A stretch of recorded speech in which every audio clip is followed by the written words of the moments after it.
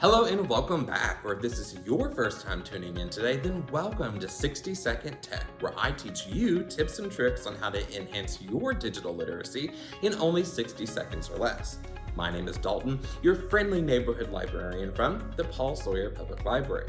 Now today I'm going to demonstrate and show you how to utilize the Snipping Tool. Now this tool is especially useful when you're trying to print, copy, or save a particular part of a web page and you just can't seem to find any of those functions. So if this sounds like something that can benefit you, then let's start the clock and get started. Begin by locating the piece of text or imagery you wish to extract. In this example, I am wanting to print an excerpt from this New York Times article. If you are using a Microsoft Windows computer, navigate to the search bar located at the bottom of your screen. Type Snipping Tool, then select the option when it appears in your results bar.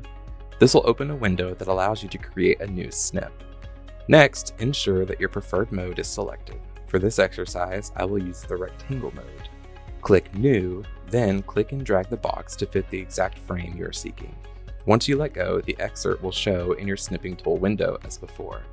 Here, you can make some edits using tools such as Draw, Highlight, and Erase. In addition, you have the option to save, print, and share. To perform the same task but on an iOS computer, tap and hold Command-Shift-5 on your keyboard. This will then prompt you to perform a similar function.